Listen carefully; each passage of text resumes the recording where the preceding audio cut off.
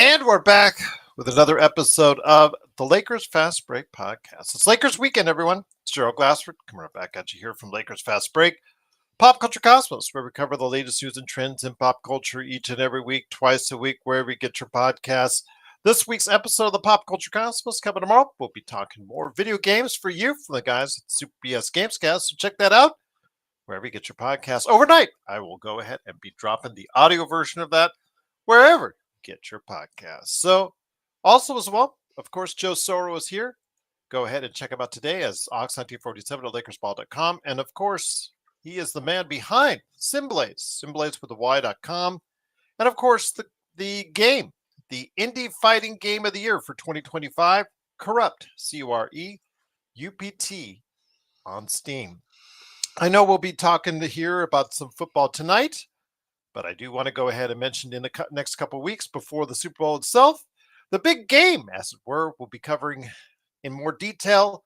Hopefully I'll get Chris Ardieri, Joe Soro, Sean Grice, and myself to talk the Super Bowl in an upcoming day, probably next week. As it gets closer and closer, we'll go ahead and do it on Inside Sports Fantasy Football. But I will go ahead and make that available for our subscribers, first and foremost. So go ahead and become a subscriber today. $2.99 a month. Right there, you get videos, shorts, articles, and more. Go ahead and check it out today. $2.99 a month. And please don't forget to like and subscribe to everything that we do right here at the Lakers Fast Break podcast. Thank you, Blue. Always good to have you here, Blue. It is, of course, Gerald Glassford. And I don't know if you want to go back in the Wayback Machine 5 years ago today, but on a day where a lot of people are talking football, a lot of people are talking about how the Lakers are on a roll as they head into Charlotte tomorrow for the next game on their road trip. Everybody's excited about that. Everybody's excited about the Kansas City Chiefs and the Philadelphia Eagles in the upcoming Super Bowl.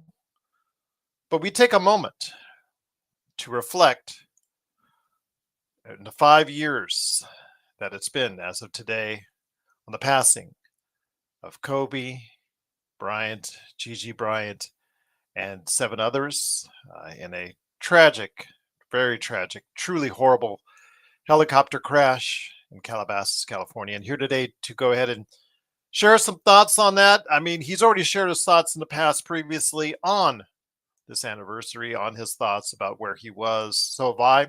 In fact, you could hear me relating that again in the Wayback Machine here on the YouTube channel. You can go ahead and see my original conversations that I had with Laker Tom, Rafael Barlow, and more. So you want to go ahead and check that out. It's always available for you there. But here today is a good man indeed. It is, of course, Joe Soro. Joe, great to have you here. And I don't know what these other Lakers, shows that call themselves Laker shows and all that. I don't know what they're doing, but you just can't have an anniversary like this 5 years from one of the most tragic events of this decade. Not only was 2020 starting off with a horrible year because due to COVID, but 2020 also started with the horrible passing of Kobe and Gigi Bryant, along with several others in that tragic helicopter crash. So I want to hear your thoughts, my friend. 5 years later, it still stings. I see the docu-series that's on CNN. I got a chance to check out a little bit of the first episode. I'm going to check it out more later tonight. And again, it still hurts. It still stings. Anytime we go back at the Wayback Machine, like for instance, last night I was sending Mark some old games, like the 2010 closings game in game number 7 against the Boston Celtics. I was also sending him 2002 when they came back from it was 27-point fourth quarter comeback, but it was actually over 30 points. I think 30 points or more that the Lakers were down to the Dallas Mavericks. Kobe was a great part of that. Kobe was a great part of our lives. Kobe was a great part of the Lakers organization. And Kobe and Gigi will always be remembered by us here at the Lakers Fast Break. I think the world lost what we will never know. We'll never know what we lost. That's the easiest way I can put it. There was going to be a lot of things that Kobe would have had an engine to to improve. Gigi would have been going to UConn right now had she still been here, and there would have been a following that might have dwarfed Caitlin Clark. I remember this because I was talking about it months before the accident, and I was talking to my friend, and I was going, "Dude, we're going to be watching," because it was at that time where we realized we don't have to wait for a son. Gigi's going to be the heir apparent, and everything behind the scenes was saying that this is the one. I don't know if that would have turned out that way, but I would like to think it would have. And had it been that, we were discussing, we're going to be watching the WNBA draft. We're going to be watching whatever team she's playing on, and we're going to be rooting. Like, it's going to be like legit.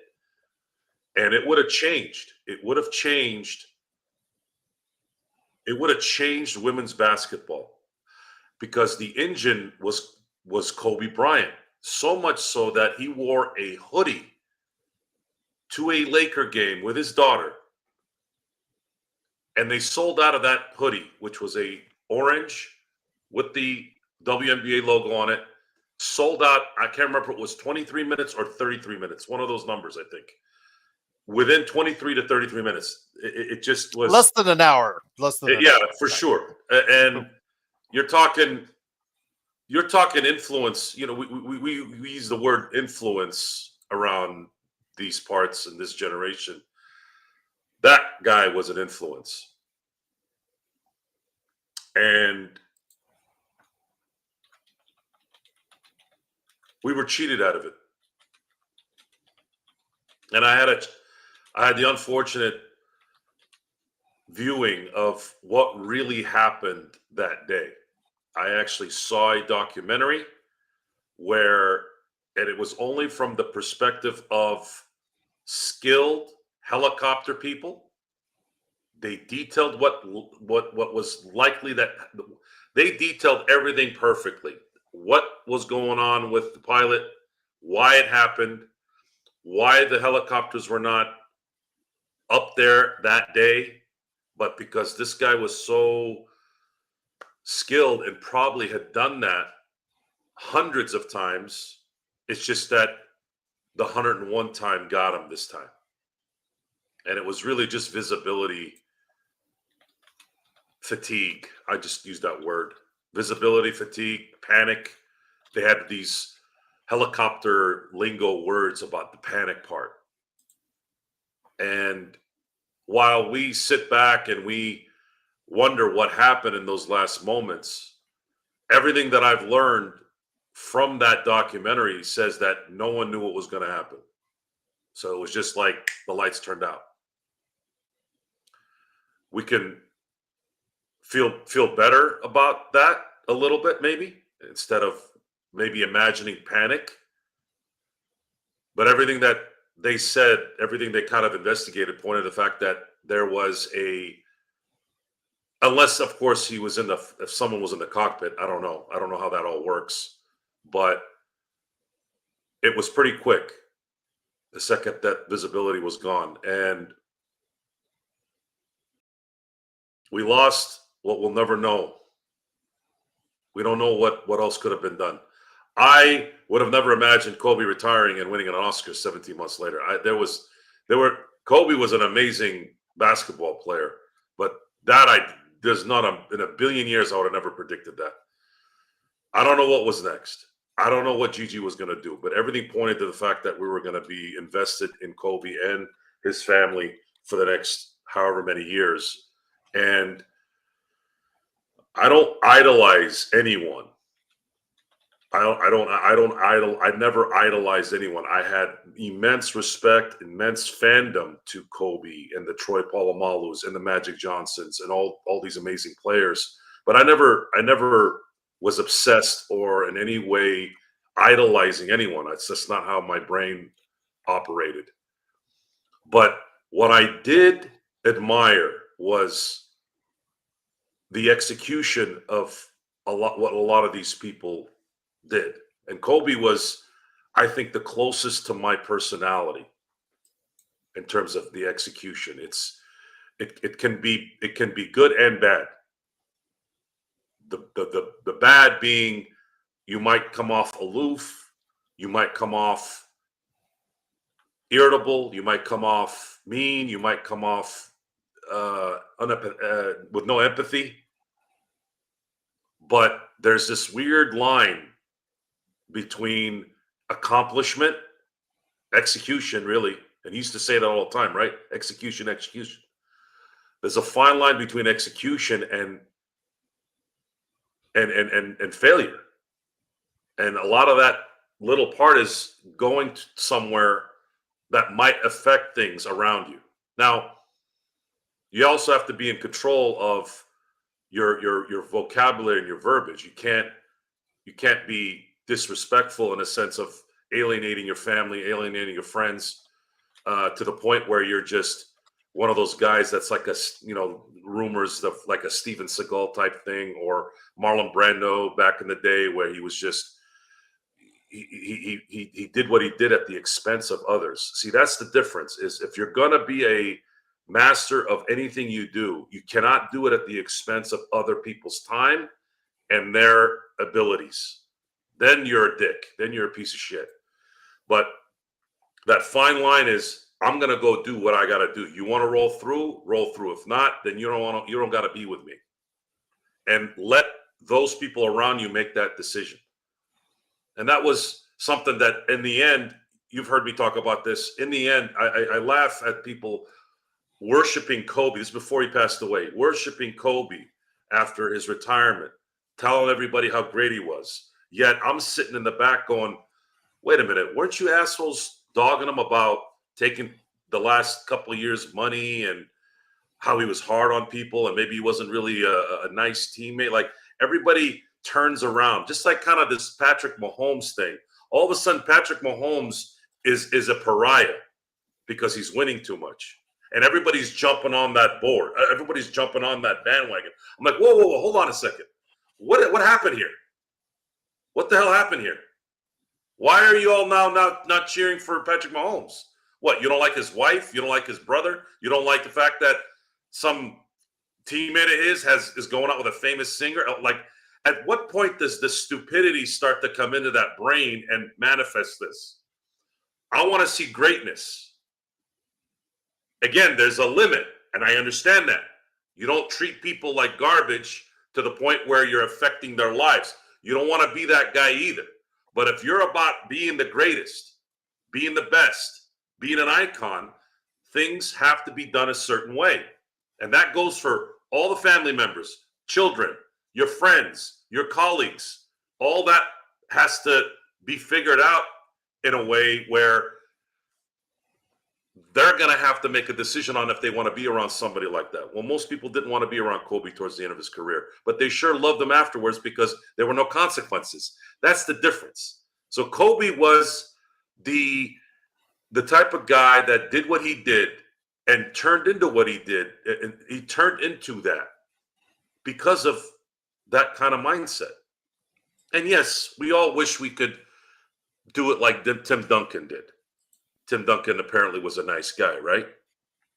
John Stockton was a nice guy, right? Okay, well, we're all different people. Me, I relate more to kind of how Kobe did stuff. I loved Magic when I was a kid, but I never really related to Magic in terms of his smiling and being. I probably related more. And at the time, I didn't know this. At the time, now I look back, I probably would have been more of a Larry Bird personality. And I just wanted to destroy everything in my way. That's just the brain, how it operated. And that was something that developed over time too. It wasn't when I was a kid. So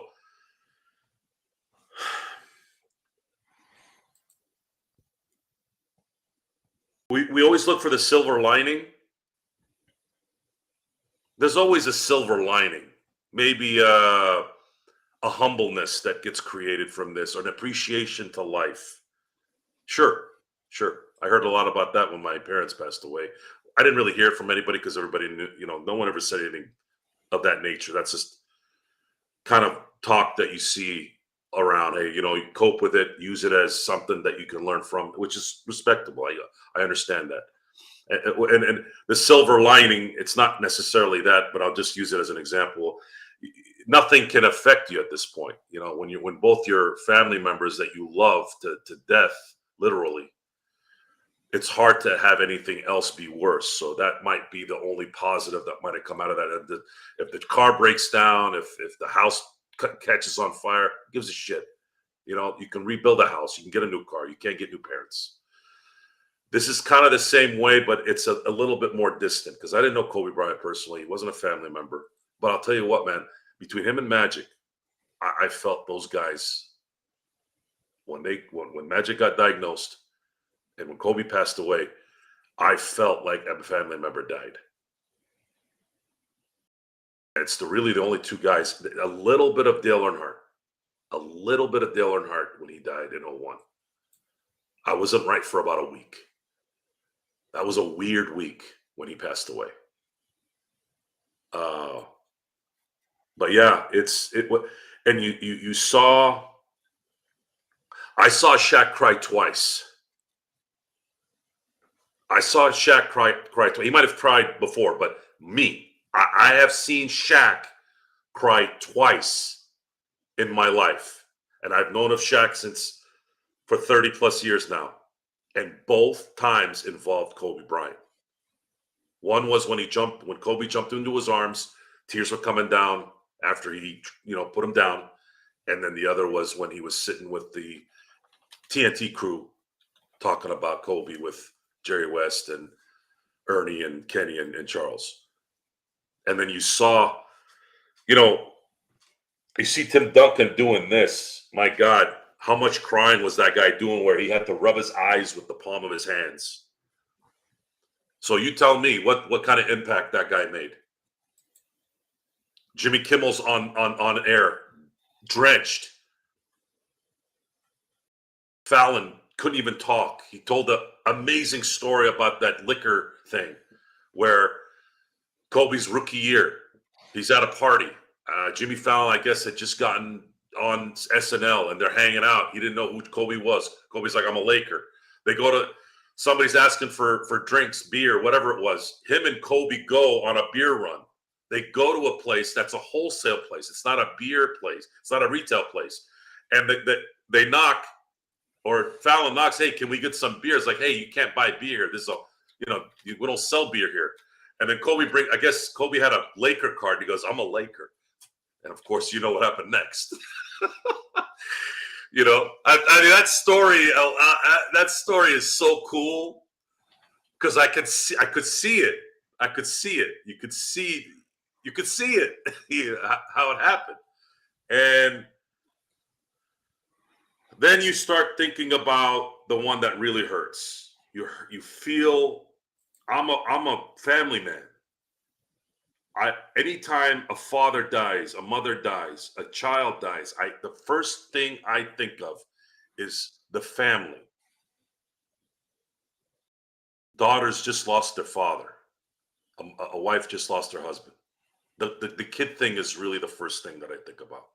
But then it reversed to the fact that a mother just lost her daughter. And everyone in my circles knows if anything happens to my kids, I'm finished. There's nothing that I can do.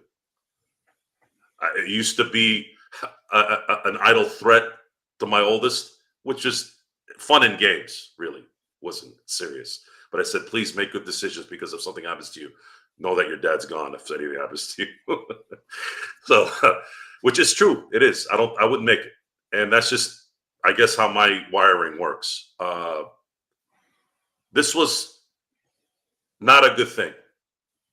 There's never, ever going to be anything good that came out of this. I don't care how many foundations it started. I don't care how much money went to families and this and that. Losing Kobe, losing people who were in that thing for what, an hour, barely an hour, just to get to a kid's basketball game. That is as tragic a scenario as you can get. You had another family member who lost their parents and their sibling. You had someone that lost a parent and a sibling. That is devastating. Both parents and a sibling. Both parents and a sibling. They lost their family. I'm sure they had other siblings, but you lost your parents and another. It can't get any more tragic. It really You can't. think this day sucks for Kobe fans around the world? Just try that person who lost their entire family, just like that. And my And it's friend, 5 years later, and they have to live through it today. They Yes, have to live through it today. yes, and they probably have to live through it every time they see Kobe on TV. It reminds them, right? Yeah. But there was something my friend Jimmy said once, or a little bit after, not too long after it happened, and I thought it was the only thing that really kind of maybe soothed me just a tiny bit, because it made so much sense, and I was like, my God, I didn't even think about that. That was brilliant. It was Natalia, the oldest, and it was Gigi for the longest time. When Kobe retired, or at least when he was about to retire, I think his third child was coming, and then they had a fourth. He said something, and it made so much sense. He goes, "Joe, man, you know what's weird?" He goes, "Thank God," and he's a religious person, very devout Christian. He goes, "I was thinking about this." He goes, "Man, thank God they had two more girls." He goes, "Because think about it. Think about the mental part of this." He goes, "Natalia was going to go to college, and Gigi passed away. Imagine if she didn't have the other two girls to raise, to keep her mind away from it. She would have been alone." So it's like, man, I never thought of that. In a million years I wouldn't have thought of it that way. But man, that is big. It would have been worse. It would have been worse. What would she have done? And it's just not. We're selfish in that we're wanting Kobe to be alive because we want to think of him in the basketball sense. We want to see him on the Hall of Fame, but peel that crap away. We didn't know him. He wasn't our close friend. He didn't know us. It's more of the people around him that really, really lost. But then again, the world lost too. I mean, who knows what was in store? We don't know. We'll never. We just won't know. And for me, looking at it from the outside, that's a really big part of this. And things went to crap after that too. I mean, everything just started falling apart. It's like, and I want somebody to explain this to me. Maybe I'm biased. Maybe my focus wasn't on it. But Gerald, answer me this question. I've been around for Whitney's death. I've been around for Michael Jackson's death. I've been around for Prince's death. And Michael Jackson was huge. Huge.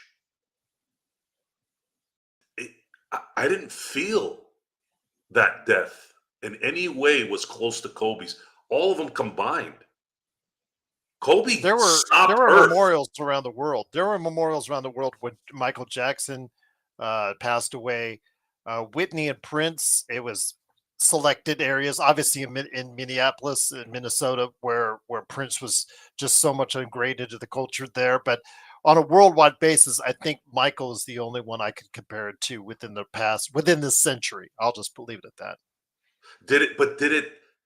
I remember it was '09. I remember TMZ made the announcement. I was watching TV and all that, but I did not see the dread from everyone's face like I did for Kobe. Kobe died. I really felt like it was This very was JFK. unexpected. It was very JFK like. Yeah, this was very unexpected, Joe. That's probably part of the reason why. In Michael's case, he was doing a lot of things, with the people in his life, the things that were being done, the self-destructiveness. That was a pattern going. Plus, already the stuff with the Neverland Ranch and all that stuff. That had already started to establish itself. So Michael was not the most beloved figure at the time of his passing. Since then, I believe he's been remembered a little bit more fondly, but this is not, had it happened in the 90s, early 90s, I think Michael's probably would have been much to a much grander scale as far as that's concerned, or maybe even in the 80s at the height of his success. In the case of Kobe, it was just totally unexpected. It's like, where were you when you found out that Kobe had passed away, and Gigi and the rest of those individuals killed in that tragic helicopter accident? Where you were when that happened. I don't remember where I was when I was told what happened with Michael Jackson or Whitney Houston or Prince. I don't have a recollection of, I'm assuming I saw it in the news, but I know where I was at when Kobe Bryant died, because that's how sudden it was, and that's how much it affected us. Because again, Kobe was building a life after basketball. He had built a company that was basing itself in entertainment. He had won an Oscar posthumously several months later after his passing. He was creating books. That's the thing. Again, if you do want to check out the docuseries, one of the trailers leading up to it, they're talking about, there's going to be several interviews about how he was developing the Wizard Art series that he created. As far as, I believe, 2 books, and there was working on a third to see where that was going as a possible successor in the Harry Potter saga, as far as a competitor or something that could establish a world like Harry Potter. So that was something that they talked about in this or that they will talk about in this docuseries, because it's still ongoing.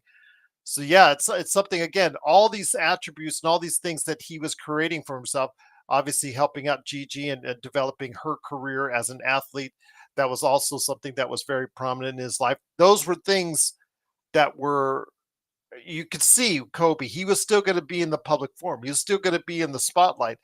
And you could see the kind of success he was still yet to achieve when it all was snuffed out in one terrible, dark moment 5 years ago.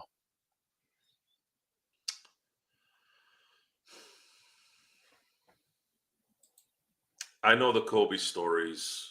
I know the documentary will. I don't know I'm going to watch it and I'll see what's going on with that. But nothing good came out of it. Nothing but just dread. Nothing. Just a terrible day. Terrible foreverness. Yeah. The forever stuff is the only thing we can't control. There's things that get out of our control, but there's a way to get it under control in some way. Again, like if your car gets smashed, your house burns down, all these things can be redone. Hard or not, easy or not, those things are not important in the grand scheme of things. You cannot get Kobe Bryant back. Gigi won't come back. The family won't get back.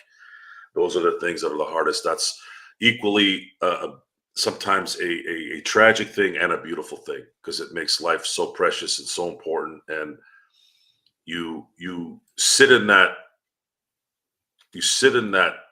area for a while immediately when it happens, or when you reminisce, but then you quickly get out of it. You start getting back to the normal stuff. Oh, I got to get up in the morning and stress about some stupid coffee maker in the morning, or the car tire is low and I have a screw in it. Like, it's very hard to keep yourself in perspective 24/7.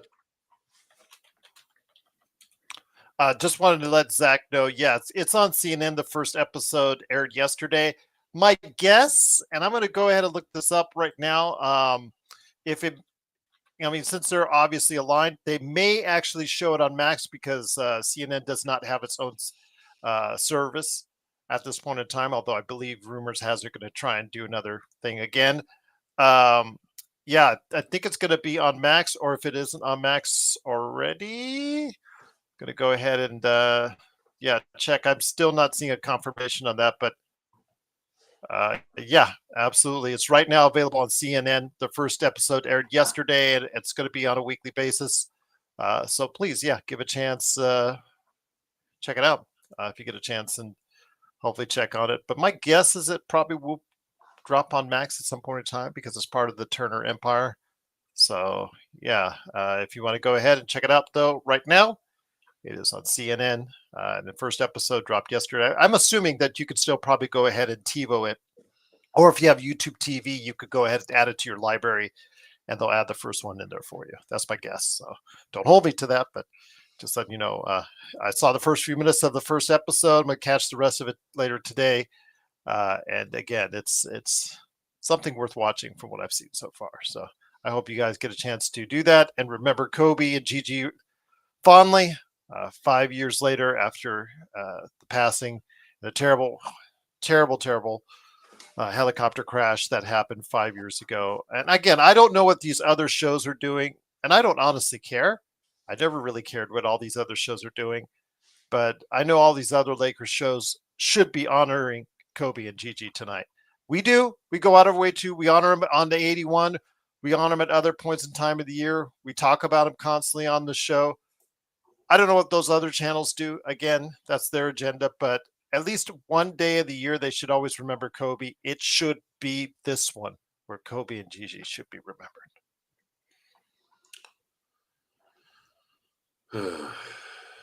If you call yourself a Lakers show, you will do that. And I will leave it at that.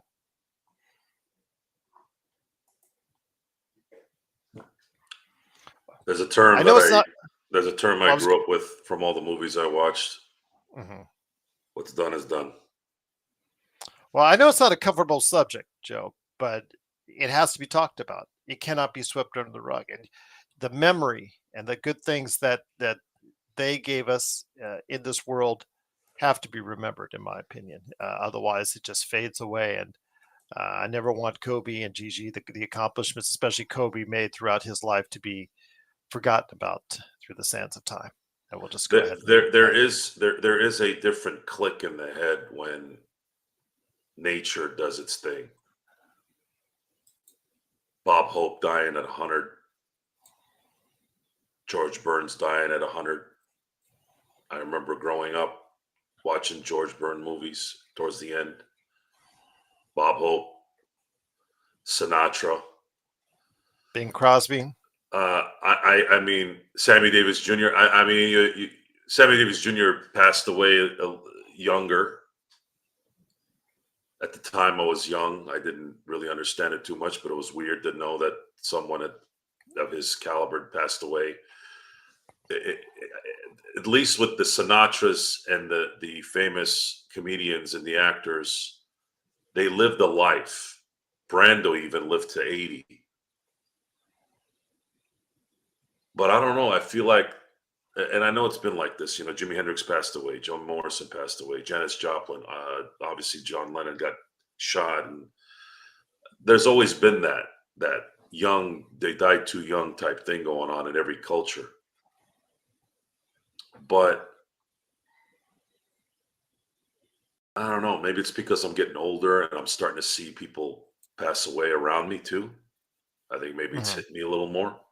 And I'm not even talking about like the last few years. I'm talking about like the last couple months.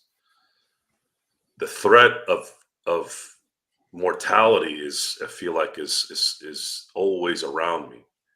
It's just hovering around me. Not so much me, not so much anyone in my immediate family, but life is starting to tickle those certain people, I should say. And it's tickling enough and affecting things. Pressures of life, pressures of getting older, bad diet, bad decision making on what they're putting in their bodies. Yeah, it's unfortunate, and it's not just now, guys. And I'm sure that there was a lot of this kind of stuff going on at the beginning of the 20th century, during the World War I's and the Twos and the Korean War and the Vietnam War. Human beings are a weird species.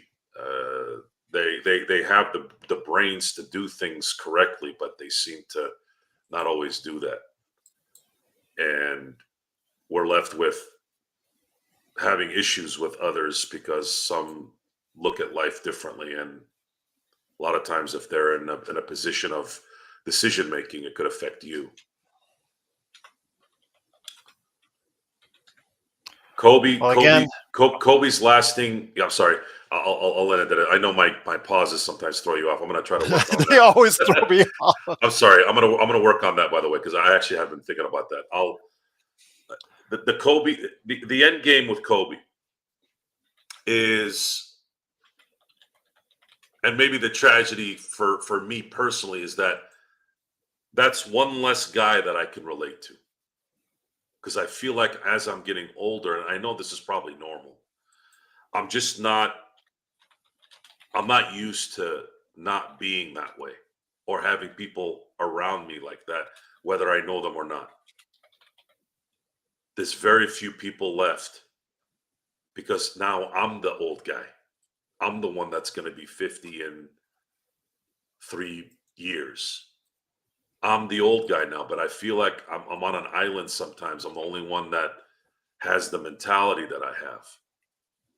Everyone else is either given up on being who they want to be or softened up. I don't know. Life is sometimes kind of weird like that. I don't it's not a midlife crisis. I don't believe in that, at least for me. It's just a realization of what's not there anymore and how I'm going to adapt to it. But then again, it's more of who's going to adapt to me. Can they? Well, apparently my family did or does. I have several friends that have. So maybe that's all I need to go the rest of the way. That's a good thing. But with Kobe, I was really interested in seeing what he was going to do next, and I was really excited about Gigi doing what she was about to do next. And I'm just sad that we'll never see it. Once again, it is the Lakers Fast Break. It's Lakers Weekend, everyone. It's Joe Soro along with me, Gerald Glassford. Thanks again for watching this. I truly appreciate you doing so as we remembered Kobe and Gigi 5 years after their tragic death. If you have anything you want to say in the comments or afterwards, if you're watching this after we air, please do so. We'll try to get back to you as soon as we can with your thoughts. Plus, also as well, you can also hit us up, LakersFastBreak@yahoo.com. Xbox says, I get so upset thinking about what Powell and Kobe would have done. Now, Powell is not really in the media much lately as he's looking after Vanessa. Such a shame when they were the best of friends, and that they were. And I know Powell to this day still is very emotional about that. And it's been pretty good having him, making sure that Vanessa and the kids are doing the best they can in these tragic times. If there was ever a moment that proved that Kobe was not a selfish person, all you had to do was watch the acceptance of the 2010 NBA Finals MVP. The first thing he said was thanking Pau Gasol and how they wouldn't be there without him. That shows a lot, and it shows why they were tight, because Pau, from everything I've seen, and I'm so happy. I have been happy about Pau Gasol since what will be in about 5 days the anniversary of, in my view, the greatest Laker trade of all time. That changed history. It changed an era. It changed a legacy. As there were greater players that were traded to LA, Will Chamberlain, Kareem Abdul-Jabbar, but I don't believe there was ever a NBA shifting trade like that trade for the Lakers. And he's never let, even in the good, even in the few bads that we witnessed, it was never that bad for me. I absolutely had so much love and respect for Pau Gasol, have it even more now. And that is a good man. I would be in shock if he wasn't a good man behind the scenes. I would be in shock, like I'd be in shock with Kobe in 04 and what happened there, or 03. I'm happy at the very least that's still there. The connection is still there with Vanessa and the family. And Pau Gasol, I tip my hat off to you, man. I think that man is just unbelievable. I think he's a great man, great person, through and through, 100%. So with that, we turn our attention to what's going on with the Lakers. And yes, we'll talk a little NFL before we head it out. But is the Lakers heading into Charlotte tomorrow? Game is at 4 p.m. So early one for you guys out there. Know you're going to be catching it on the way home from work.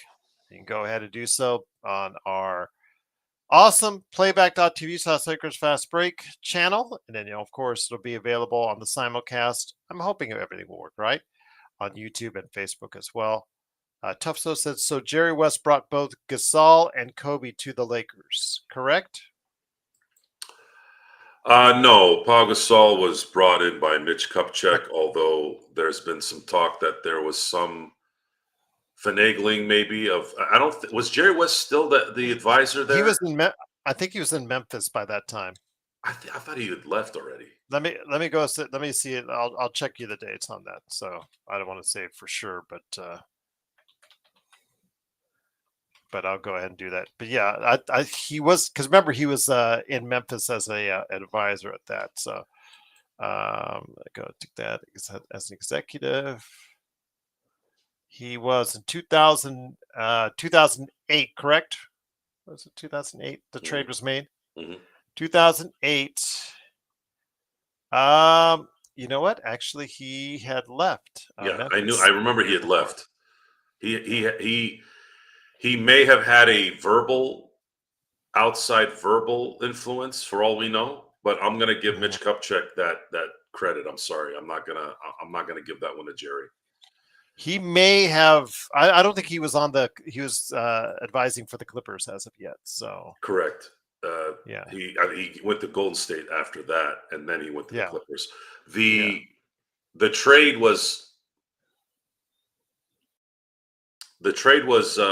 at the time was because they needed, and we'll go into this in 5 days in more detail. But the trade went through because Memphis wanted that expiring contract of Kawhi Brown, and I believe that they wanted to help Powell go to a good place too. There was a lot of talk at that time that he was going to go to Chicago, which wouldn't have been a bad place to go. Derrick Rose was on the. He was officially out of basketball at that point in time. He didn't start with the Golden State Warriors until 2011. Joe.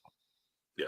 It would have been a good place for him to go to Chicago to play with Derrick Rose. Derrick Rose would have been drafted that next summer. But but no one knew that, right? At the time. But I believe that Memphis traded Powell to the Lakers. They got what they needed business wise, and I believe they wanted to do Powell a service for what he did. I think that's how it probably went out, and it was.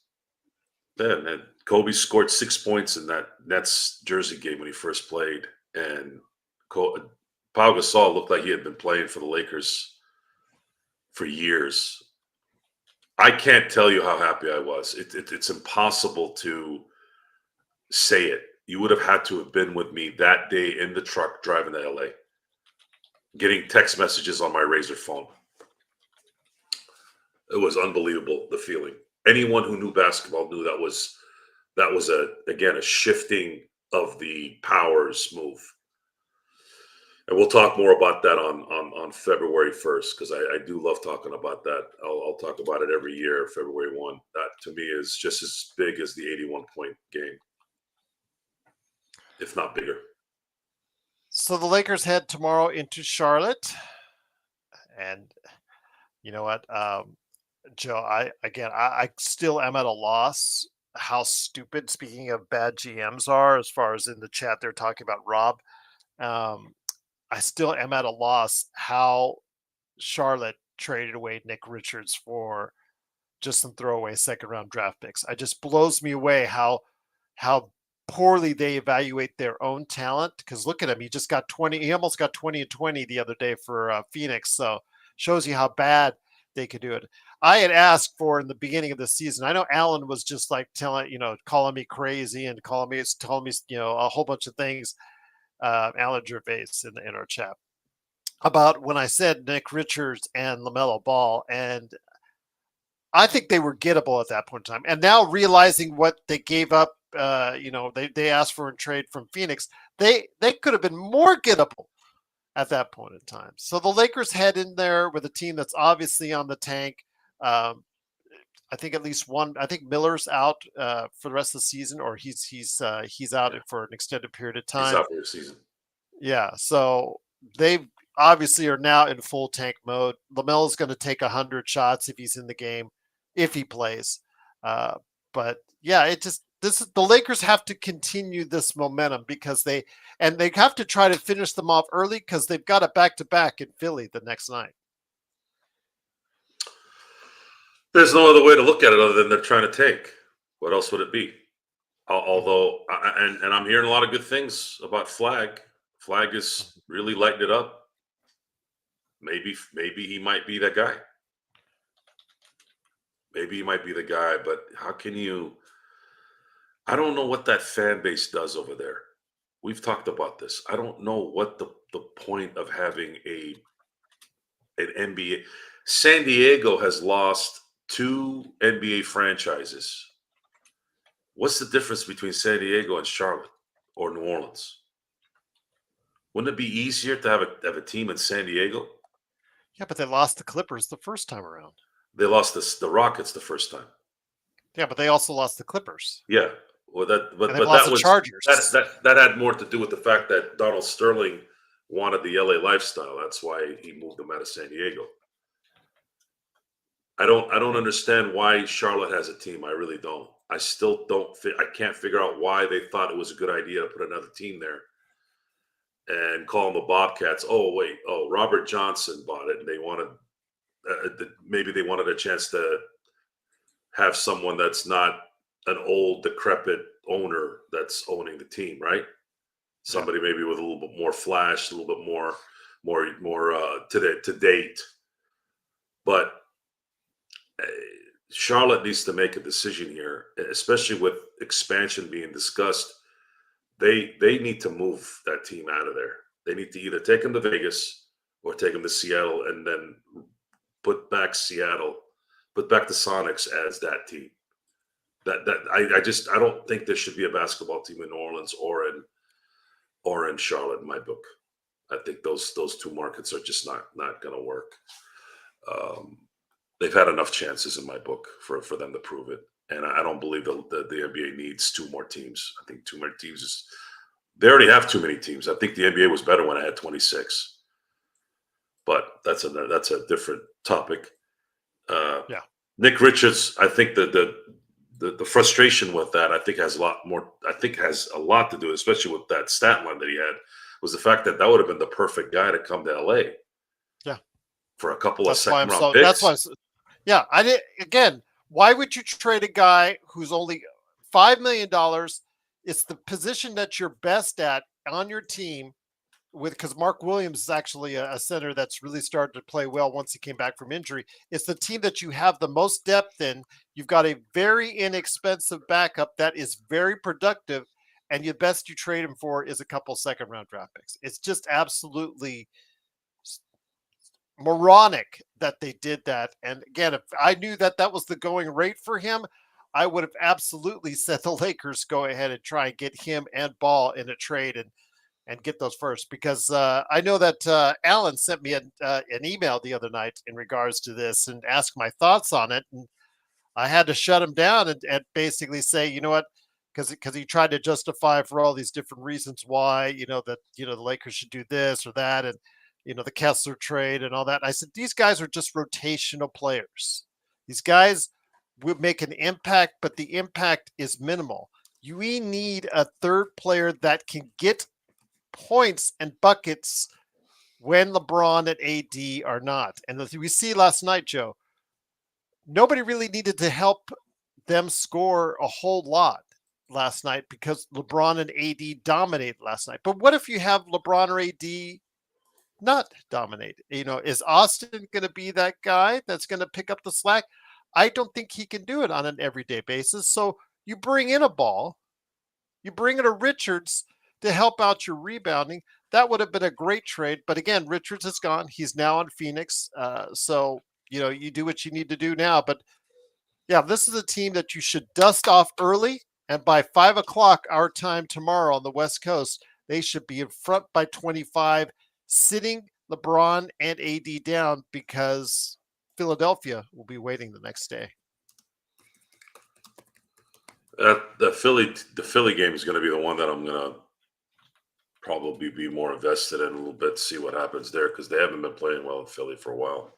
And you know that these guys all end up showing up to play when the Lakers come to town. That one might be a touchy one. You'll be able to kind of find out who they are a little bit against Philly, especially if Embiid's at full tilt and Paul George is at full tilt as well. 4-2 road trip. I don't know if Embiid will be there because Embiid's not been in there any game every and that'll game. help. So.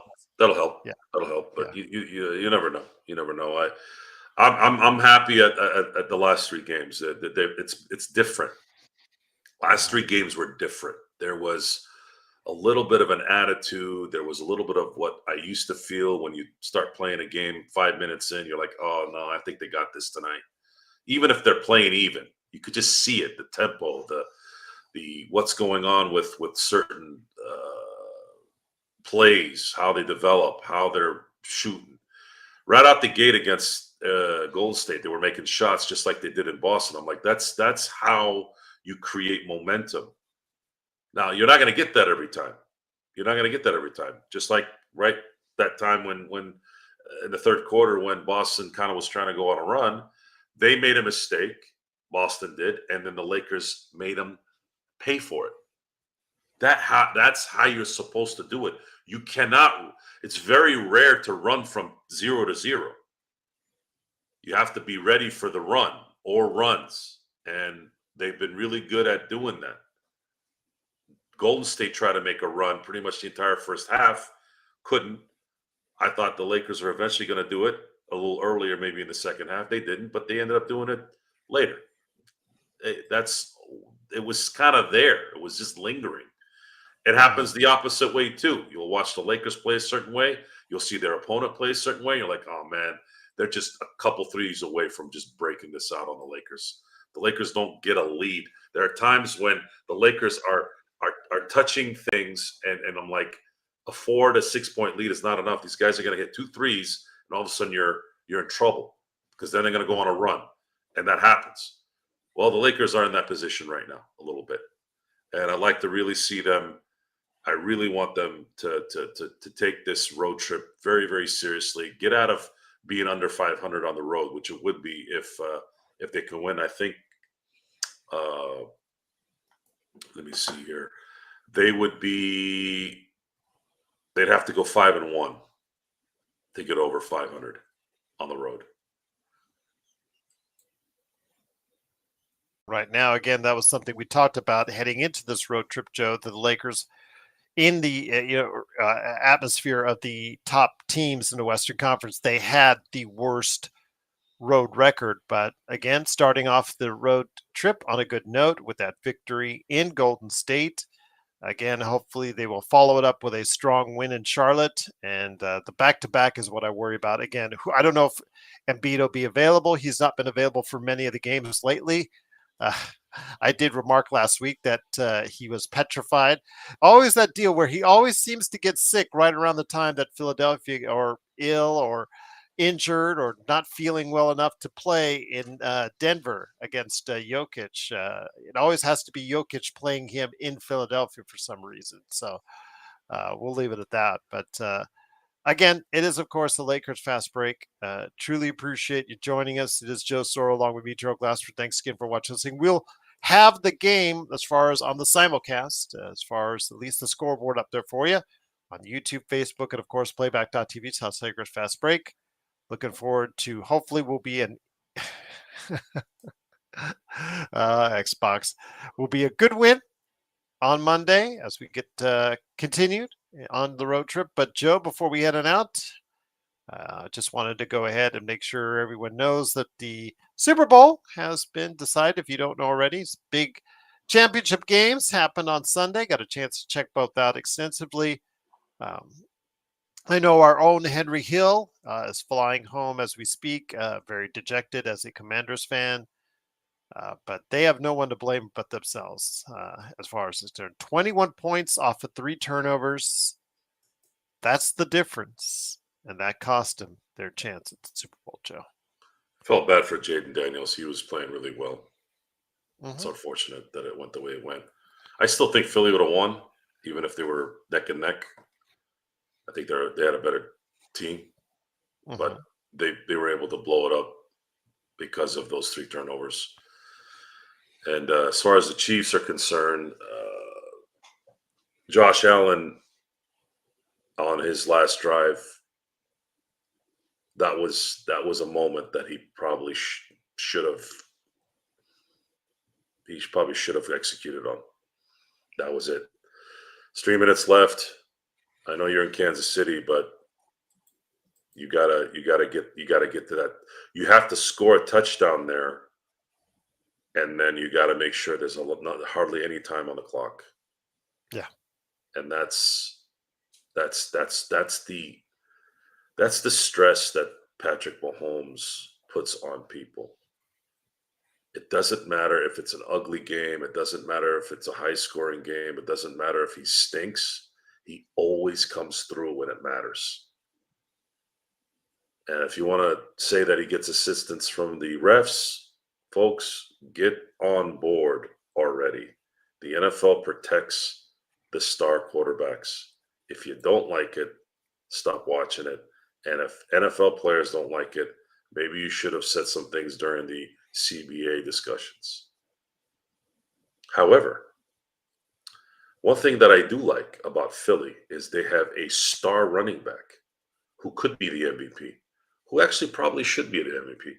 I had picked Lamar Jackson at the end of the regular season, but then I started thinking about it. I go, yeah, most valuable player. If they didn't have Lamar Jackson, Baltimore probably wouldn't be where they are. That makes sense. And then you see somebody like Josh Allen. If he wasn't on the Bills, they wouldn't be where they are. You see Patrick Mahomes, they wouldn't be where they are without him. But where would Philly be without Saquon Barkley this year? I know Jalen Hurts is good, but Saquon, after what happened to Philly last year, don't you think that maybe he was the difference? He had a great individual season and continued it through the playoffs and is now in the Super Bowl. Does Philly take this? See, the thing is, Philly 2 years ago controlled the clock pretty much the entire game, and it still didn't matter. And Saquon's breakaway ability, that's the difference maker because he's scoring touchdowns on a lot of those runs. Does Philly control the clock again this time? But this time Saquon closes it. That's going to be the story for me on this game. Will it matter though? Because Mahomes always seems to adjust to anything. And until he loses, I'm not going to go against him. And I'm going to be honest, I'm looking forward to possibly seeing a three-peat here. This is something we might not ever see ever in our lives. So I like to see greatness. Actually, this isn't even greatness. This is iconic. A team winning 3 in a row, 3 Super Bowls in a row. The only team that's won 3 championships in a row in the modern era are the Packers. The Packers won the NFL championship the year before Super Bowl I, and then they won Super Bowl I and Super Bowl II. They three-peated. But it was kind of weird how it happened. They were NFL champions 3 years in a row. And then that 1 and 2 championship in the Super Bowl was kind of separate because the leagues were separate. So this is really the first three-peat in a Super Bowl era that could happen. So what I'm going to do is probably have something either on Monday or Wednesday of next week. Natalia was asking in the chat. I'm going to make it available first for our members at Lakers Fast Break, but I will make it available afterwards for the entire public at some point in time later in the week, next week. It's going to have Chris Lardieri. I'm hoping Joe Soro and Sean Grice as well. We go heavy in detail on the game itself, some of the more interesting aspects on both KC and also Philadelphia, and we'll go into some of the props as well, because some of the props will be already laid out. The odds will be there. Interesting things on that if you have any thoughts on that. Plus, we'll also talk about a little bit about our fantasy football goals and maybe some advice to think about in the off season as well. So that will be first airing as a members exclusive first on the Lakers Fast Break channel, and then will be shown on the Lakers Fast Break channel at some point in time during later that week. I'll make it available to all of our viewers later in the week, and then also as well, it'll be available also on the Pop Culture Cosmos channel as well. So I want to thank everybody for going ahead in advance watching that. This is, of course, the Lakers Fast Break. Joe, a great weekend of football, but a day that no Lakers fan should forget, as Kobe and Gigi Bryant needed to be remembered. I do not going to need a 2-hour show today because, again, we've got a busy week ahead with the Lakers and some early games here this week. But any last thoughts, my friend, before we head on out? Yeah, it's, this has been the slowest month I can remember in a while. I feel like January's been 3 months.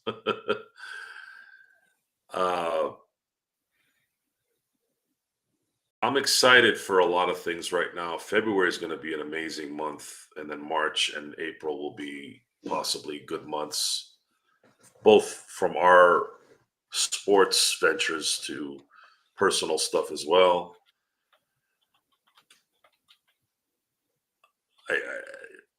I'm going to be watching the Super Bowl in a few weeks here, and then a week later or so, I'll be in Arizona, Camelback, watching my Dodgers start their run for the repeat. So I got some skin in the game in the repeat game here with my Dodgers, and Dodgers have never repeated in their history. They've been around since 1883. And I know. And much. Sorry, go ahead. So again, I keep. I was going to say, Zach, Joe's going to create a channel. It's going to be the Dodgers Fast Pitch, where, because I know that a lot of our Lakers fans don't like Joe and I when we talk at length about Dodgers, or sometimes actually the other day though, it blew up when you did the Tanner Scott video with Empire Jeff here. But most likely, again, he's going to open up his own channel, Dodgers Fast Pitch, and we'll be glad to go ahead and let you guys know when that happens and share that. So yes, Zach, you can hop on anytime. I'm sure if you ask Joe in advance, it'll be his channel. He runs it. So, but I know he likes having you aboard here for our Lakers conversations. And I know he would always take a guest or two every now and then for the Dodgers as well. It's interesting, the parallels of the Kansas City hate that's started the last year or so, and then there's a lot of hate towards the Dodgers for being excellent. It wasn't even 4 months ago where the Dodgers were apparently the laughing stock of baseball for only winning a quote-unquote Mickey Mouse championship in 2020. Little did they remember, because they're so stupid, that they played all those games in Texas. This wasn't the NBA bubble. This was in Texas. Texas is as Disney as I am to a nightclub in LA on Sunset. It's not going to work. It doesn't make sense. And it just makes you realize how two-faced and scummy people can be. You criticize for not winning. Then when you win, it's cheating in a economical way now, without knowing information, without understanding that most of the acquisitions this year have been less than what the opposing negotiators have been offering. Players, more than 1, 2, 3, 4, came to the Dodgers with lesser offers from the Dodgers than the teams that were negotiating against the Dodgers. So how does that work? Is it really about the money? No, of course not. Not in those cases. And there's proof. Teoscar Hernandez being an example, he had apparently $6 to $7 million more offered to him by the Boston Red Sox. Why didn't he go there? It was all about the money. No, he wanted to stay in LA. Why? Because of the culture. Because the ownership and the people who run this organization are grade A class 1 operators who care about their fans and care about their players, and people want to be around that environment. Why would you want to go away from what could be culture defying? Look at the Kansas City Chiefs. Is that extra $5 million when you're already making $70 million going to really matter? I'd rather be part of a three-peat. I'd rather be part of a repeat. I'd rather be part of a 10-year run that this team is going to be on. And the parallels are hilarious. As soon as you start winning, all of a sudden the jealousy starts coming out. And now the venom is going to be much, much more poisonous. So in a lot of ways, it's fun because now we can really, really, really talk. So I'm excited about February and March and getting ready for this run here of excellence. The Lakers, I can't go anywhere yet there. I have to wait for this to kind of materialize. February 6th is a big day for us. We're going to probably be on air for a long time during that time. I'm looking forward to it. Usually that day is pretty fun. And we'll enjoy it as much as we can. And then football, I got issues. I'm going to have to wait probably 3 more years before the Steelers have any chance at doing what these guys are doing right now. So with that, though, I want to say thank you to everyone who took the time out of their day to stop on by to remember Kobe and Gigi and just hear us talk about our memories and our thoughts on the great Kobe Bryant. Again, if you want, it's available. The docuseries just started the first episode on CNN. So hopefully your TiVo will actually pick up that first episode, and it's a weekly basis. So go ahead and check it out. I have not gotten a confirmation it's on Max, but again, since they're on the same Turner wavelength, there is still that possibility that could happen. But yeah, go ahead and check it out. And again, it goes heavy into detail on a lot of good and sometimes uncomfortable subjects about Kobe. But if you want to know more about the man, these are a good way to go ahead and check that out and see what his life was all about. Especially for those now, Joe, that live in a different generation that never got a chance to really understand just how great Kobe is. You and I take it for granted, about Kobe Bryant, but some of his best years, that 2000 to 2010 time period when he was at, many people will say his peak, or, just a great part of it, I shall say. They didn't get a chance to see it because it's now 15 years in the rearview mirror. Yeah, and thank you, Aaron, for bringing one of my, if not the favorite quote that I've ever heard Kobe say. I remember this vividly. I think it was after Game 1 of the Spurs series. I think it was after that one, and Kobe was like, "You got to come through us, dude. Doesn't matter how motivated you are. You have to bust. You're gonna have to bust us." And Shaq and Kobe in 2001 were that was Captain America and the Hulk at in astronomical prime, not even prime. I'm talking godly prime.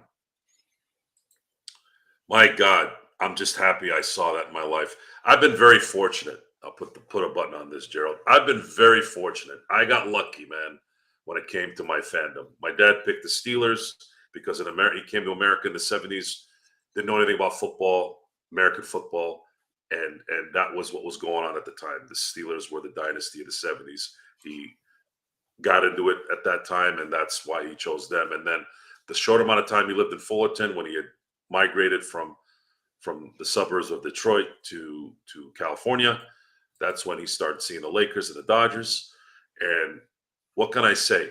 I've seen 6 NBA championships as a grown adult.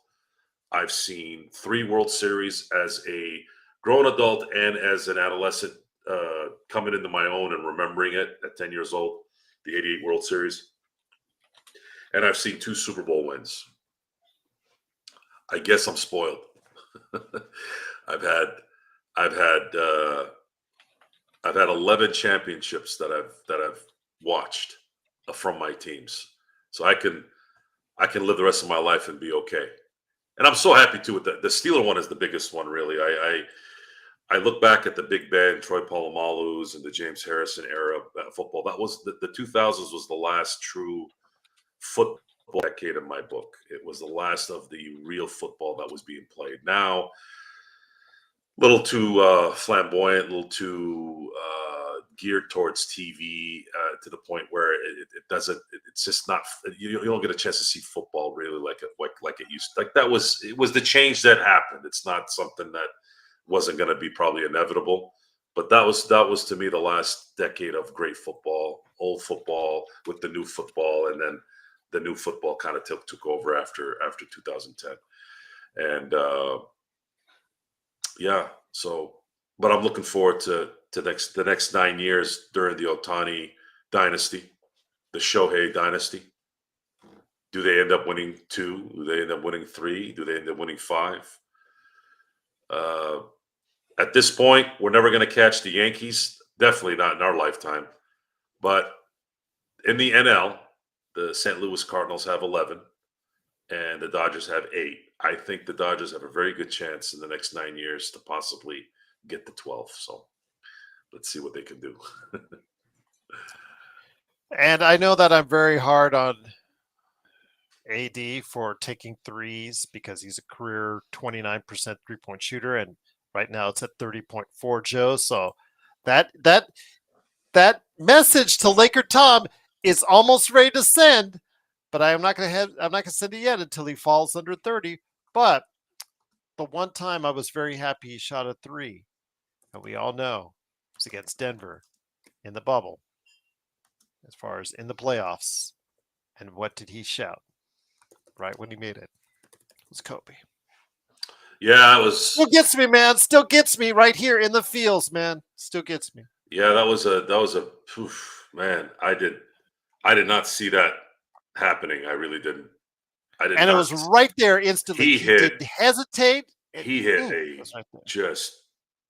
It was perfect. Perfect pass. Perfect screen around. Perfect run around. Perfect snapping of the wrist. Yeah, man. It was. It was. We have seen a lot of great games, man. We have seen a lot of great games. The Lakers, we're hard on the Lakers. We're hard on Jeannie and Rob because we're upset that they're taking away those moments a little bit. They're not enhancing it. But then again, we're ungrateful fans. What are we going to do? We want to win.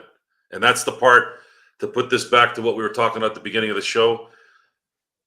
That's the alienation. We are when we want to be great, sometimes the harshness is going to show itself.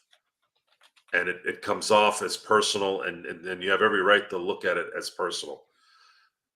Some of it is created from the personal because there's things that people do outside the actual game that really bother you. Like, is this who I want to support? Is this who I want to cheer for? You know, we're all kind of weird like that. At least I'm weird like that. But if we're wrong in the end here, boy, will it be great.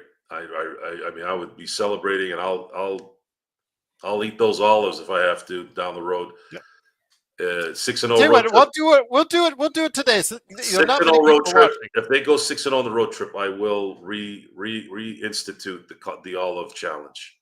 As will I. What will they do? I'll be with you on that. Thank you. I told Thank you, you. if you go as my friend, I know I heard you call me colleague, so I know but as my friend, I will eat the Well, you're olives. more than a colleague. I meant on the show, you're a colleague, and then we were friends. I know what you were going, and I know what the joke was. No worries, no worries. I'm just trying to rub that in. But we should do something crazy.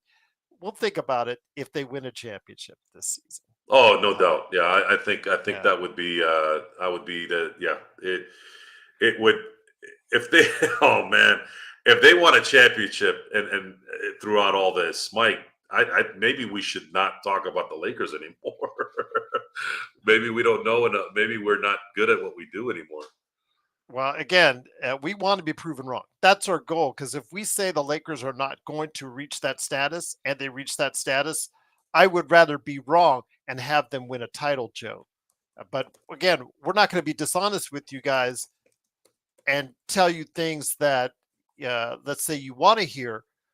We want to tell you things that you need to hear. And we give you guys sometimes a reality check because you know how you guys get after a good win. Yeah, you know how everybody just, oh, the Lakers are going to do this now. The Lakers are going to do this. And then they let you down the next week. Oh, get rid of this player, get rid of that player, get rid of this player, get rid of. We hear it and see it 365 days a year. I see it in the comments each and every week.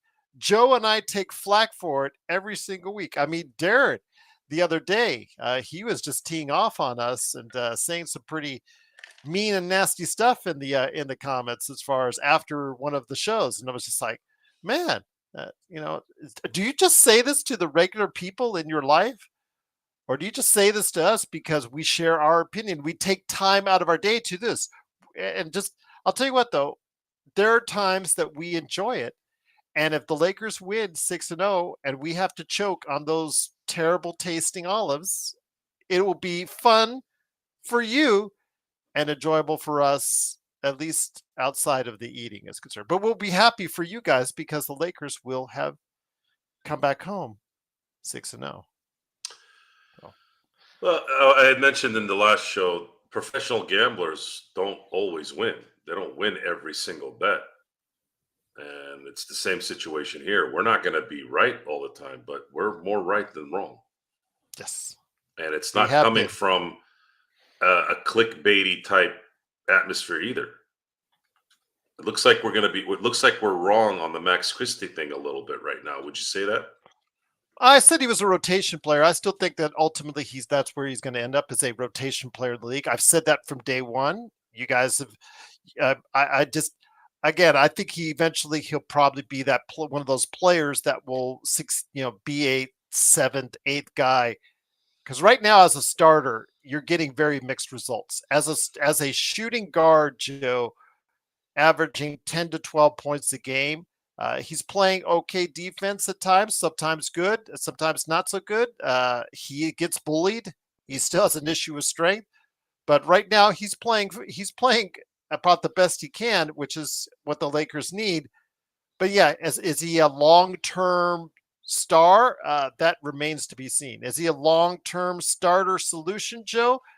That remains to be seen. I mean, what you usually and I point out as far as shooting guards are concerned, what does a shooting guard in your mind usually, what do you expect them to do on any given NBA team, including the Lakers? Do you expect like a 20 to 25 points from a game from our shooting guard position? Do you expect them to go ahead and be able to play defensively, on a regular basis? I mean, again, I just see him developing as someone who will probably be a like Reeves. We often say Reeves should be or probably would excel and continue to excel as a guy that would be a sixth man on a championship team.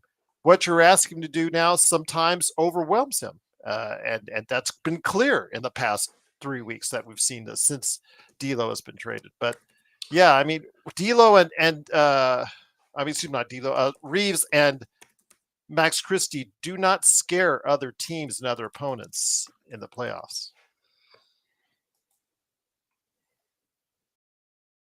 As starters, I should say.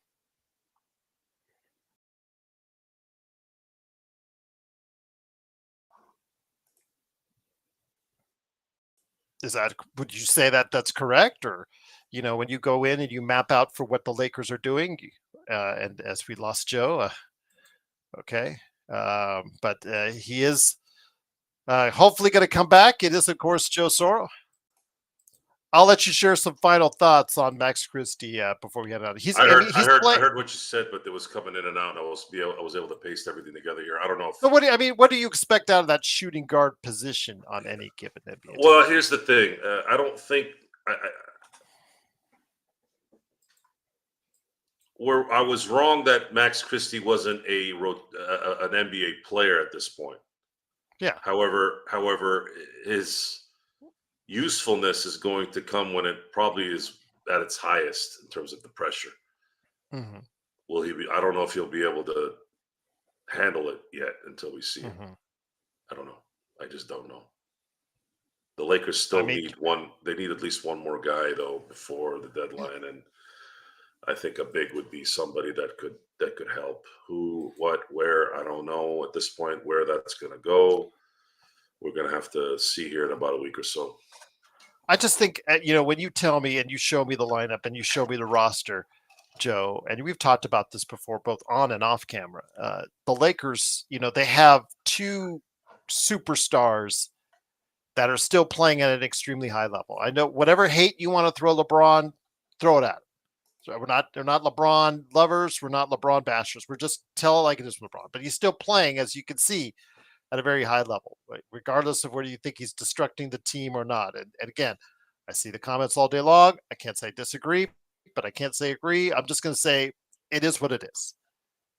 But when it comes to the other three positions on the floor, Joe, I mean, these are players like let's just say Rui or DFS or Max Christie or Austin Reeves.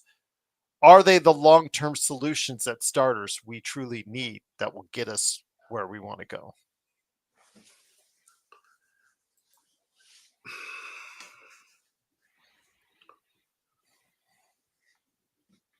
Is there That's anyone on the roster?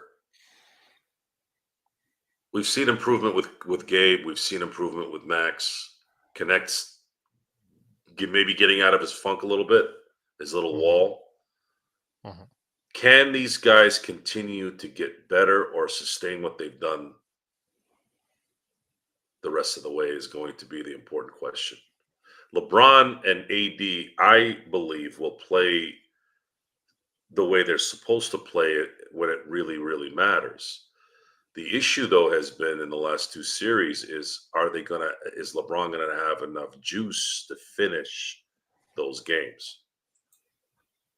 AD struggles being by himself against those type of teams. He's gonna need help. There is no doubt in my mind at this point, based off how these guys are playing and how they're constructed, that this team absolutely needs a legitimate starting center at the very least. That center does not need to be a player that shatters the earth. We don't need someone that has to shoot from outside or has to be able to be blocking every shot. We didn't have that with JaVale McGee. JaVale McGee was decent a decent center, knew his role, caught a couple of alley oops, did his job for about 15, 20 minutes a game. And then on occasion, you throw in Dwight Howard, depending on the matchup, and he would do his thing. But there were series where you couldn't play Dwight. You couldn't really play Dwight in the Houston series in the bubble. You couldn't really play him in a lot of ways against Portland because Portland was kind of playing the same way, except they were only one star versus how Houston had two stars at the time. He did become a asset playing against Jokic at the time, but then he was non-existent in the finals because Miami played the same way Houston did and Portland did. Small, fast. Bam Adebayo is a legitimate big, but he moves more like a small forward in a big body. These are all questions that we have to wait to answer. We have to see how this develops. Matchup problems matter in sports. We used to hear a lot of that when we would watch boxing. Some fighter, let's say, can beat up pretty much everyone, but for some reason, this one fighter just had his number. Sugar Ray Leonard was able to beat everybody, but Roberto Duran got him, right? Tommy Hearns could fight anyone on the planet, but Hagler took him out. Matchup differences sometimes matter.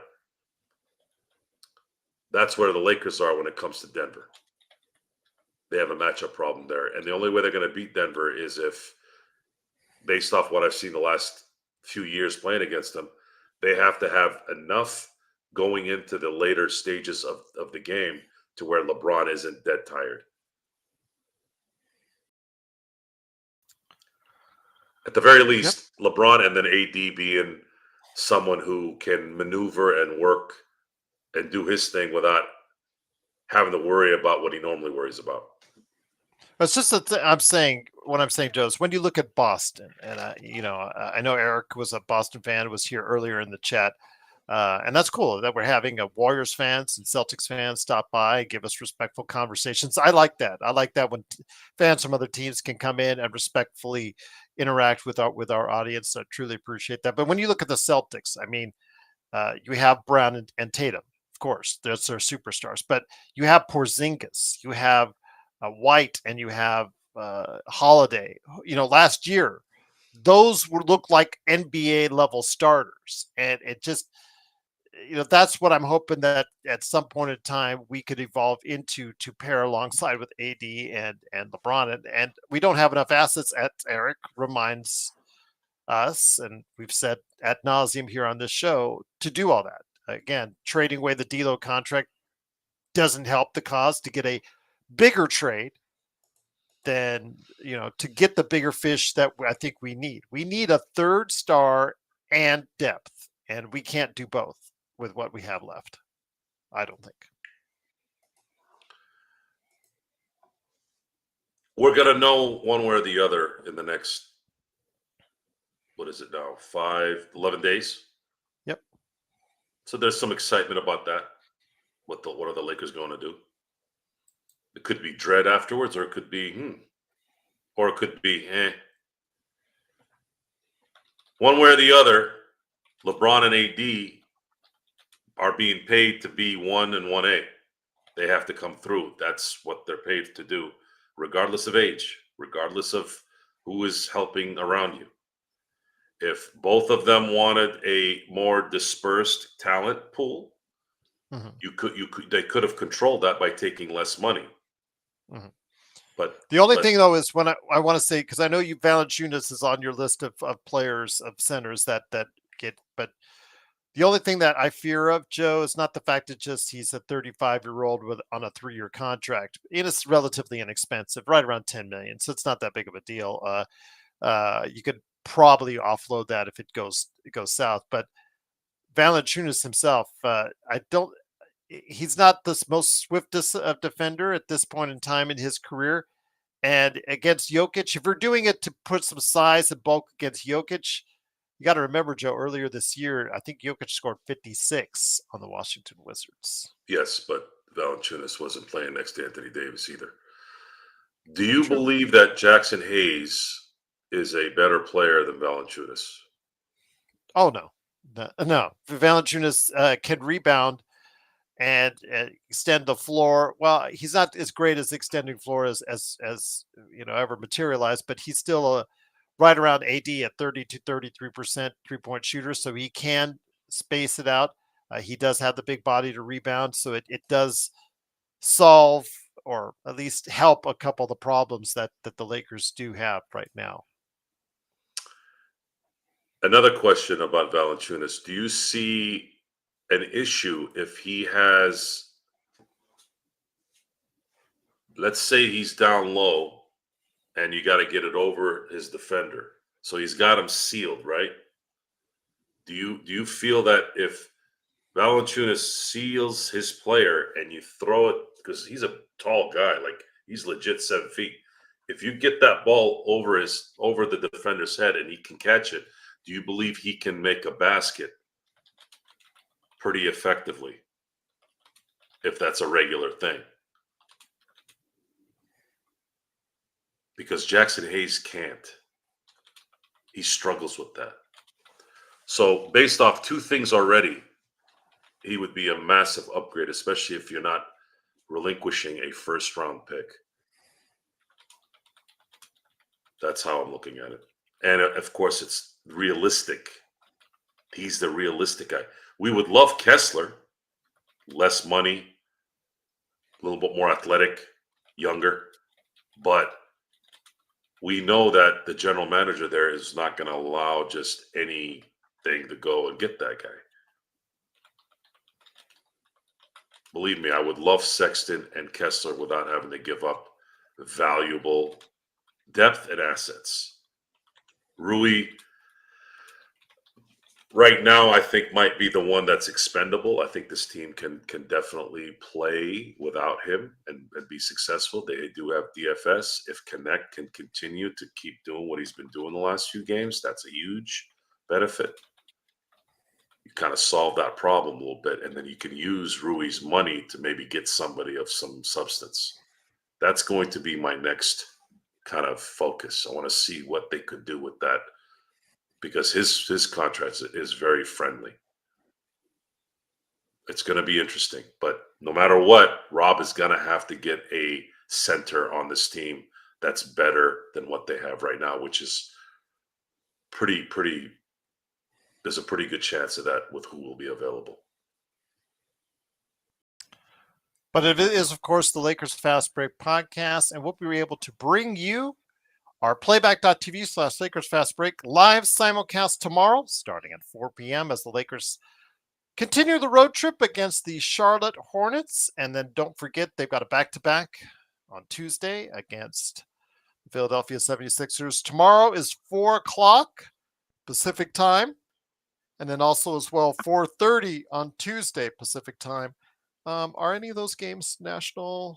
I know the Monday game isn't, but is the Tuesday game TNT? I'm going to check real quick. The Philly game is a TNT game. Yeah, that's what I thought, because it's Tuesday, 4:30. And then New York is on ABC on Saturday. Okay. And then the one in LA is TNT. The one on against the Golden State Warriors at home is on TNT.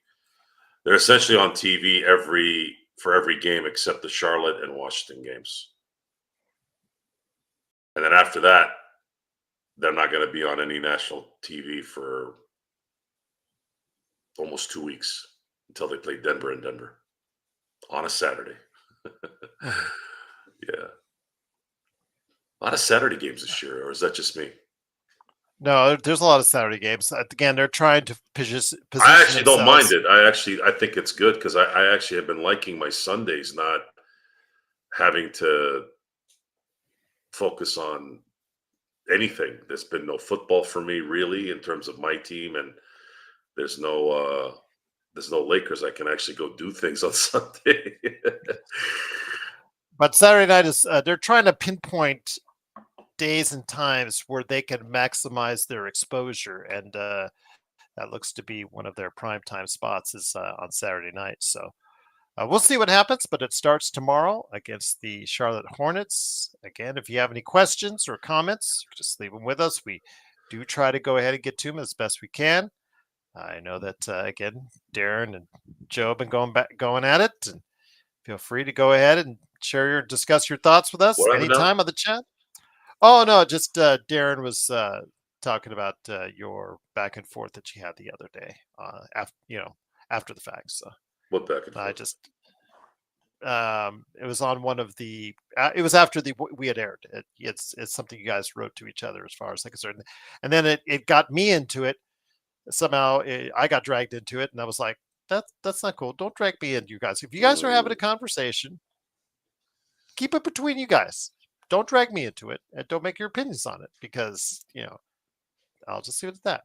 I respect you guys both, but please, you want to go down that road? That's not cool. But that's between you guys, and I'll leave it at that. But once again, it is, of course, indeed. But once again, it is the Lakers Fast Break. Truly appreciate you watching, listening. Xbox, Kurt Affair, appreciate you modding. Appreciate Aaron, Darren, everybody out there, Tough, Natalia, a new viewer. Truly appreciate you liking and subscribing. Hopefully, if you can, that would be greatly appreciated. Thank you for stopping by, and I will give you the heads up when we are going to do that Inside Sports Fantasy Football on the Super Bowl, but it will be next week. As we get. Joe, do you like the 2 weeks off or like the 1 week off? I like the one. I like one. I like one. Yeah. They haven't done that in years, though. I think the last one, what might have been the late 90s. Yeah, I'd like that better. That to me was better. I mean, just you're in that mode. All right, I want to see the game. Now it's like 2 weeks, and then you have to get yourself back up again After being like, you go and check out other things, do other things, NBA, etc., etc. But yeah. Well, here's what's coming, folks. Here's the future of the Roger Goodell saturation of the NFL. So President's Day is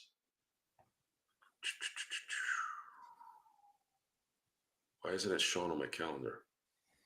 Oh, there it is. President's Day is the 17th, so it's usually the third week of February. Mhm.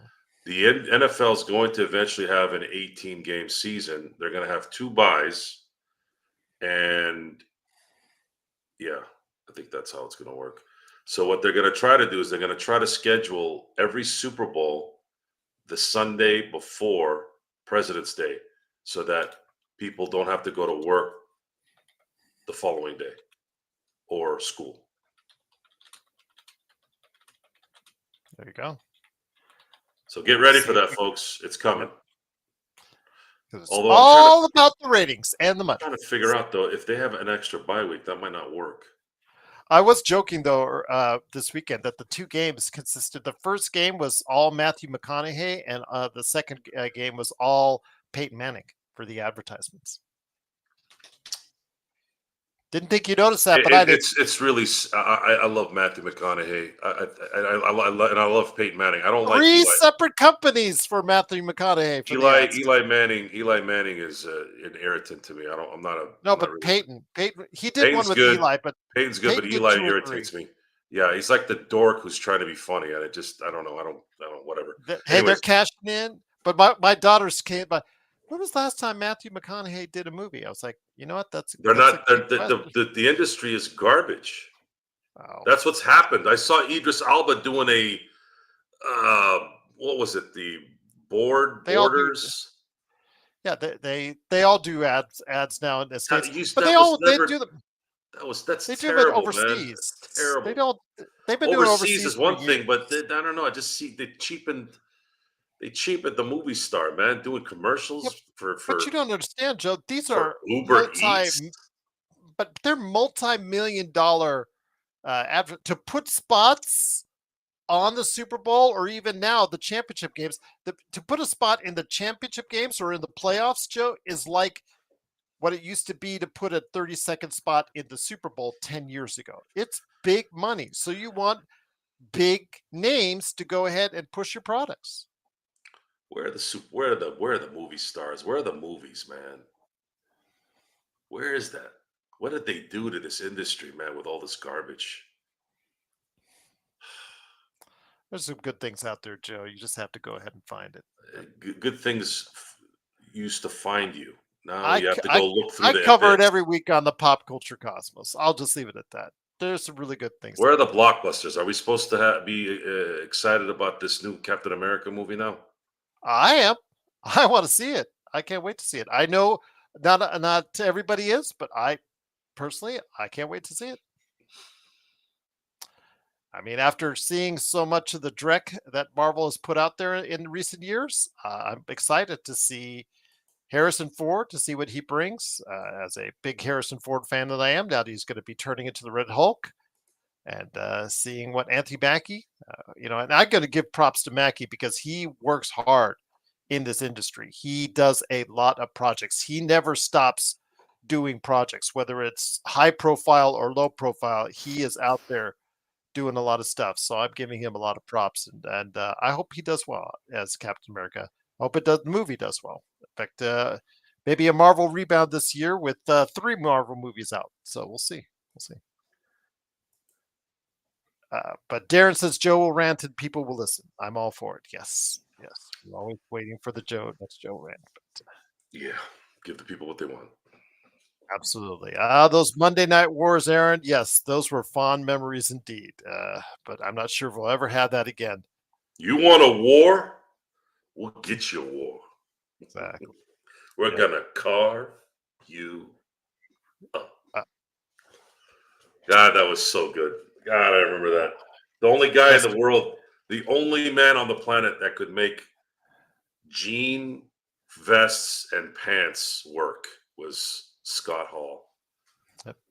Rest in peace, Razor Ramon, indeed. God, what a wait. Talk about losing a little bit of your childhood, man. Wrestlers passing away, man. That was kind of the beginning when you start seeing Mr. Perfect and Rick Rude and these guys going away, man. That sucked.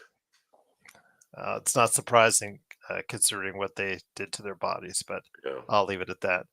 By the way, speaking of pro wrestling, I will be having my monthly show, The State of Pro Wrestling, on the Pop Culture Cosmos channel with John Orlando, my tag team partner. We'll be discussing the upcoming Royal Rumble, how the month of January has gone so far for the WWE with the Saturday night's main events, and also as well, of course, Raw now on Netflix. Plus, we'll be talking about TNA and more. Go ahead and catch it this week. We're looking at doing Wednesday on the Pop Culture Cosmos channel.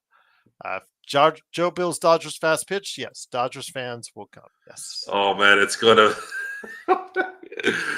Oh man, this is gonna be the first time in my life that I'm gonna be watching all 162. I've gotten the 140s, but I never went to 162. So this is gonna be a workout this year. 2025 will be the year of the stamina. I'm gonna have to get into shape. I'm gonna have to get into shape in every way this year. That's going to be an interesting run here. We'll see what happens. Yeah, Bloodhound. The money's just too big now. I know that again. It was a status thing, just like you would never see movie stars in television shows and stuff like that. But the money's just too good. Streaming has really brought out that as well. And yeah, absolutely. It's provided in some cases things for the better. I think that streaming has created a higher quality level of shows in the most part. And yeah, we'll check it out.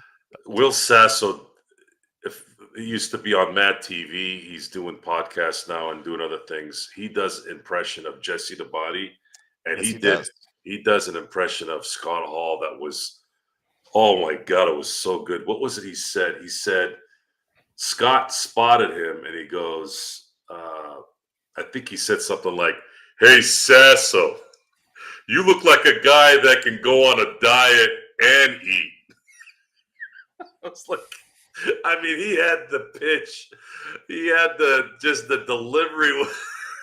It was like, I closed my eyes and I'm like, man, that's Scott Hall. It's Scott Hall. It's not Will Sasso. How the hell did he get that voice so perfect? Hey Sasso. My cousin had the fortune of meeting Scott Hall, and he said, dude, he is a funny guy, man. He was a really funny guy. He was quick and fast and good. So I always remember that. I always remember the say Sasso. Oh man, and he was, I thought DDP saved them a little bit, man. I think there was just too much damage internally because look at Jake Roberts, man. I mean, every time I see Jake Roberts doing an interview, all I want to do is go and grab DDP and just give him a hug. Because I love Jake. Jake's music used to make me want to go through brick walls when I was a kid. The way he'd walk out, the music, it was like the perfect 80s entrance music. Oh man, it's good times those days. Good times. Gorilla and the Brain. Before I had any kind of next level comedic type things, I look back on some of those on YouTube. Man, Bobby and Gorilla were seriously those guys were Abbott and Costello of our generation in my book. they were indeed. Once again, it is the Lakers Fast Break. We'll be on tomorrow, 4 p.m. I'll have it up for you as far as the simulcast is concerned. Of course, go ahead on Facebook and YouTube, and of course, playback.tv/Lakers Fast Break. We'll be simulcasting our chat as far as to everyone out there. Again, truly appreciate you joining us. And on behalf of all of us here at the Lakers Fast Break, we want to say thank you for taking a moment of your day and watching and listening to us as we remember Kobe and Gigi 5 years later. Rest in peace, and we'll see you tomorrow. Take care.